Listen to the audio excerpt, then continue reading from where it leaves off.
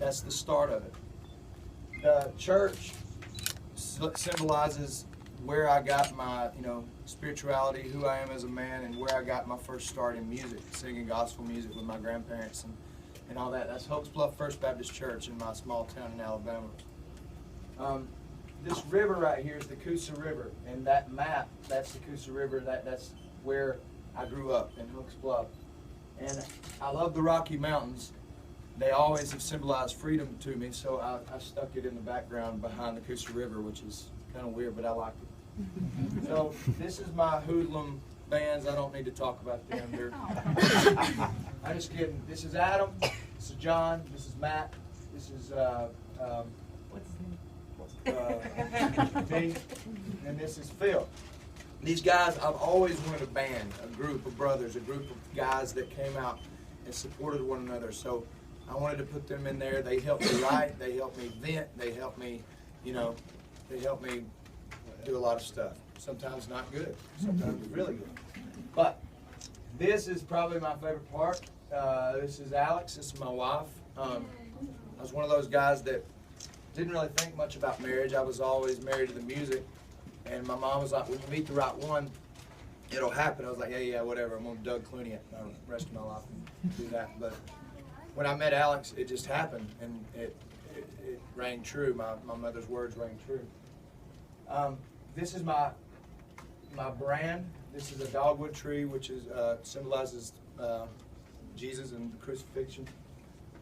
This is the map that of my hometown too in my logo. This is Ryder with a W, like songwriter.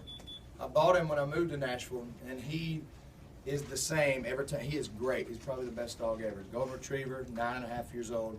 And when I walk up, it just reminds me that songwriting is always going to be there.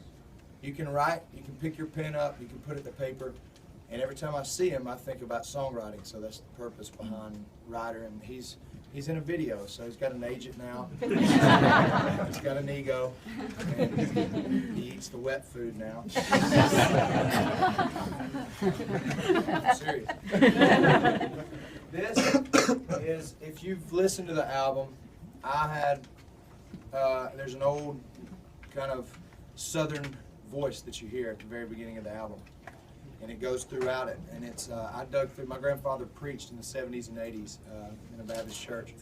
I dug through some of his sermons and put him in there and put some slap back on it. And it's one of the things that I'm proud of. One of the artistic things in the record. So I'm very, very proud of it. And he taught me how to appreciate the land and appreciate a sunrise, and how to catch fish out of the river and appreciate the fish and appreciate the deer and the turtles. And he was kind of a Mary Poppins type, like whimsically type dude, very, very out there. And he passed away when I was 15, and what a better way to encapsulate his legacy. He's immortalized in this music, and that's why I did put his stamp on there. But that's him with an 8-point buck back in like 79 or something like that. We grew up bow hunters and white-tailed deer hunters.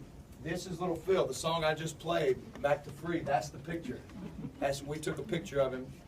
I'm not sure why we took a picture of his back.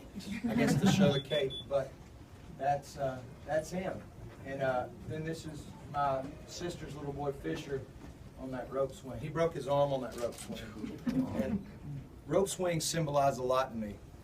Rope swings to me are like, I grew up on one. I grew up doing crazy stuff on one, breaking bones on one, getting my breath took away on one. And I think music's like a rope swing, very much so. Like, you can break your bones and you go through hard stuff, but it can take your breath away as well if you get high enough, you know what I mean? Or if you get low enough.